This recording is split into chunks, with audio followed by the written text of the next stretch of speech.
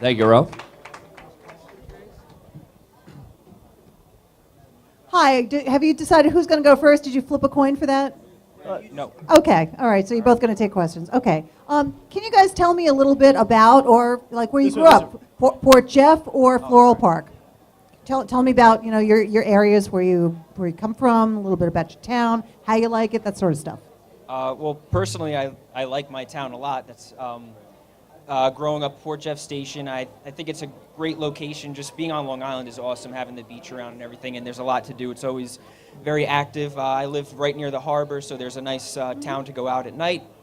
And just being at my high school also, definitely big into sports and everything. Definitely a lot of people support the school, the sports, especially lacrosse and football. Okay, So. what about Floral Park? I love Floral Park. I love Long Island. I think there's no other place quite like it. I've been fortunate because of my job, because of what I do, that I travel all around. And really, there's no place other like Nassau County. You may go other places. Virginia looks a lot like Pennsylvania. I haven't seen a place that really looks like Nassau County anywhere else around there. So as far as my background, I'm really fortunate that I've wanted to grow up to be a sportscaster really since I got a radio from my Russian uncle, of all people, in 5th grade. And I've been listening to the fan pretty much kind of nonstop, and I'm fortunate that I have the career that I do have pushing me forward. So this is kind of the latest chapter and the latest opportunity. I'll ask both of you. Let's start with Ralph. If you could meet one athlete and spend an hour with that athlete, who would that be and why? Probably the most interesting athlete, I think, is Peyton Manning, because of how focused he is on a daily basis, and his overall pursuit of greatness, for me, really reflects on an attitude that I hope to embody, and I try to embody on a daily basis, that there's no stone left unturned for somebody like that, a class guy, a class teammate, and somebody that makes others around him better. And for all my different experiences, whether it's been teaching over the summer and what I do here locally as a sportscaster, everything is kind of about making yourself better the next day, the next day, the next day, and he really embodies that. So I would just love to kind of maybe get into his head a little bit more and see what he does on a daily basis and what kind of lessons he applies that maybe can help me towards continue to move that next step, because he never slows down. He keeps getting better no matter how good he is. Does it have to be somebody living? I'm going to go, it might be a little cliche, but I'll go Jackie Robinson then, because I think one of the greatest baseball players of all time, and also just knowing that sports is supposed to be something fun and something that everybody enjoys. But for him, it's got to be tough I would like to ask him if he did enjoy playing baseball. It's got to be tough for him, being the things that he had to go through to play baseball. It's something that nobody, or play any sport, it's something that nobody else really was able to experience except for him. All right, Brandon, we'll start with you. Your worst sports memory. My worst sports memory, I'd have to say, would probably be 2006, the Mets and Cardinals game. While it was an awesome game to watch and the Endy Chavez catch was great, but just being the fact that they went on to lose that game is one of the worst memories I have, especially because the Endy Chavez catch is so popular. I feel like I have to relive that moment almost at any time I'm seeing a sports list with great baseball players or anything. How about you, Rob? I think for me it was kind of when everything kind of went south with the New York Rangers and Mark Messier. I'm an impressionable teenager at that time. You look up to Mark Messier, not just, of course, as a great player, but also a great leader. And for Messier, he continued to make people around him better, and he was a great person too. But that's when I think you're a teenager, you start to see the business side come into play, and you start to realize that maybe you turn the page from kind of being an innocent sports fan to seeing what we see today on a daily basis, and kind of seeing that relation really severed. And it's kind of been one that really reminds me of, you think of Mark Messier and you think, that did not end the way it should have in a storybook ending. I think the way we all as kids hope sports end in storybook endings, that one did not. And it's kind of a symbol, I think, of when I think back to childhood, what kind of broke your heart at that time. That one kind of broke my heart. All right, very nice. Brandon, you are first up, so Ralph, you could just step aside. Brandon, you've got 2 minutes on the clock right here. Let's hear from you. All right, I'm going to throw out an opinion that will probably put me in the minority as far as this debate is concerned, but it's the fact that I don't think the Mets should just have been looking to trade Frankie Rodriguez and Carlos Beltran as the deadline approaches this weekend, but I think they should be looking to deal Jose Reyes as well. And I know how great he's been for the New York Mets this year. I know that he's been one of the elite superstar talents of the National League this season, but I do think that for the Mets going forward, the best move to make is to part ways with him at the end of this season. And that's for a couple of reasons. First of all, he's going to be 29 years old next year, and this is not the steroid era anymore, where at age 33, 34 years old, players continue to get better. Now, once you hit 30 years old, you don't necessarily know how many years left he's going to have and that he's going to be productive. So if you're giving him a 6 or 7 year contract at $20 to $25 million a year, and with Jose Reyes, a guy that relies so heavily on his speed and his legs as a major asset for his game, I think that it's important to realize that, especially with his injuries, that he might only be healthy and he might only be productive for the first 3 seasons of that 6 or 7 year contract. And when the New York Mets, who have made it known that they're in financial trouble and they are going to be having to cut payroll for the next couple of years, how are they going to put guys around Jose Reyes even for those first 3 years to make this Met team a competitive team and a playoff contending team? This is a team that right now with Jose Reyes, they're a mediocre 500 team. If they don't have money to add guys to this roster, if they don't have a minor league system that has star-ready type players, guys that could come up here and contribute right away, like Jose Reyes did in 2003 and David Wright did in 2004, then I don't understand how they're going to get better and how they're going to be able to really make a push towards the playoff for those first 3 years of the contract. So I think the Mets need to retool, restock the minor league system, and one of the best ways to do that would be by getting rid of Jose Reyes, either by adding draft picks or minor leaguers in a trade. All right, so you're the owner of a team. You're Right. the Wilpons, and you're in a position now, nobody's going to come to the ballpark. You're not going to sell any tickets probably. How many years are you going to be able to put up with this? Do you think it's a good idea to just get rid of everybody and clean house? I don't think it's necessary to get rid of everybody, but I do think that Jose Reyes is a guy that, with his value right now, you're selling him at a high. And the last couple of years, if you were to try to trade Jose Reyes, you would not get in return for him what you would have this year.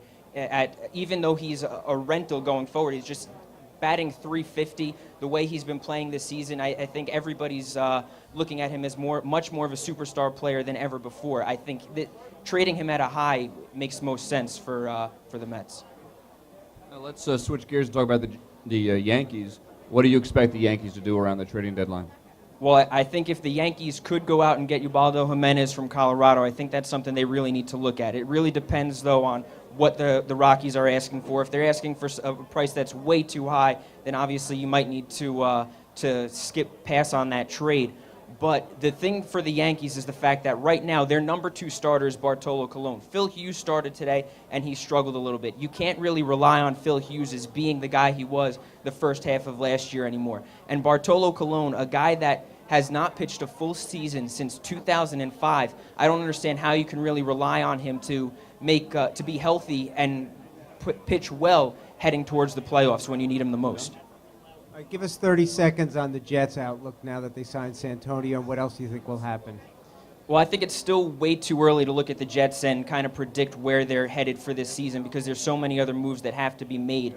But the signing of Santonio Holmes is a great start for them. I think he's a maneuver that they had to do because he had that chemistry with Mark Sanchez, and it's important for a young quarterback to kind of get to know his receivers and be able to have the same set of receivers for a couple of years. And I think the next thing to do is improve the defense, and if they could get Nnamdi Asomugha, that's great, but the biggest problem with the New York Jets was their pass rush, so I think that's something they got to focus on as well. All right, Brendan, thank you very much. All right, thank you. Ralph, the stage is yours. 2 minutes. Fire away. Hi, everybody. Welcome back, football, and welcome back, Football Sundays, to us all. Football Sundays are going to be back here at Miller Ailes, our fantasy football league. So as we all calm down and start to get excited about the season, both of our local football teams really made fascinating, interesting day one of NFL free agency headlines. First, starting with the Jets.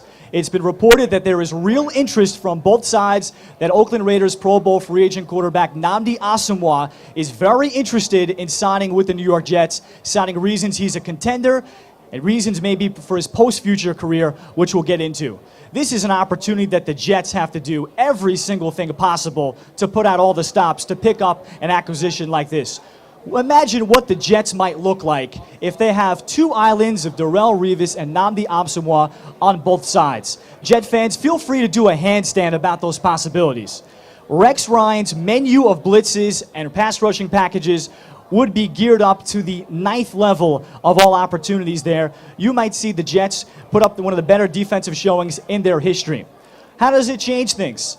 It makes the Jets maybe have Mariano Rivera on their team. They'd have the best closer because their defense in the second half, if you're trailing, you're in trouble. No vertical threats, no downfield passing game, both outside receivers generally taken away, and the boys in the front 7 is going to become the front 9, are going to be coming after you. Cornerback tandems. Imagine in history what this would mean for the New York Jets. Early 90s, Kansas City Chiefs had a great pairing of Albert Lewis, Kevin Ross. You go back to 2 Hall of Famers, Dick Night Train Lane, Lem Barney. The Jets would kind of have that. Turning to another interesting point, a really head-scratcher. The New York Giants, on day 1, their priority in free agency was to reach out to Plaxico Burress. Tom Coughlin was reportedly saying, well, I want to know where his head is at. I want to know where his legs are at. He's 34 years old. How is he going to move up and down the field? And really, it would be 2 years ago.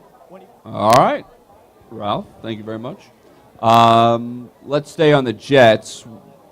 What holes do you see with the Jets, assuming they do sign Asamoah? What holes do you still see remain there? Sure, as a result, they're probably going to have to let go of Brad Smith, Sean Ellis. They just re-signed Santonio Holmes earlier today. So those are really 2 key free agents, and they probably won't be able to afford Braylon Edwards. So they're going to have to get a little younger in some different positions. But it changes the game for them, I think, because they become more of a defensive team. They get the lead in the second half, and the offense is in trouble on the other side. And now in this day and age in the NFL, 3-step drop offenses, there's very few power running games that can really control the clock and hurt the Jets where they might be a little bit more vulnerable. Let's move to baseball. Give me your thoughts on instant replay, especially after what happened last night. You were probably staying up late watching the Atlanta Braves-Pittsburgh Pirates game. I was watching that, and I was befuddled how the umpire right in front of him probably could have heard the tag being applied to Julio Lugo of the Atlanta Braves. And it's kind of sad that if the Pittsburgh Pirates in this day and age fall short by 1 game, it comes to that. Instant replay, there has to be some sort of a challenge. So with the technology we have, why not use it? It's very easy to apply. The TV networks typically will have 12 cameras for any kind of standard shoot. Why not use them and apply them and assist the umpires? And when they're umpiring 19 innings, just like any of us on a daily basis, if we're working 14 hours, some details are going to slip through the cracks. Why not have an additional aid, almost like coffee, for the umpires to make sure they get it right? Why don't you tell me your opinion on All-Stars not showing up for baseball's All-Star game? Well, it's tragic, but I think it shows you what the 21st century athlete is all about these days, that they're making so much money that the integrity of the All-Star game has really gone downhill. They no longer really enjoy, I think, seeing each other. Many of them share their agents. It almost becomes kind of like a frat party instead of the All-Star games. It's kind of sad to see. It's embarrassing the way this has come about. I don't think the commissioner's office can do much about it, but certainly I think some of the players, some of the leaders need to step up and say, you know, you should show up. This is a great honor for you. You should show up. I know you're getting a bonus for this. You should still show up and appear because people, fans that care, that pay our bills, want you to be there. All right, Ralph, thank you very much.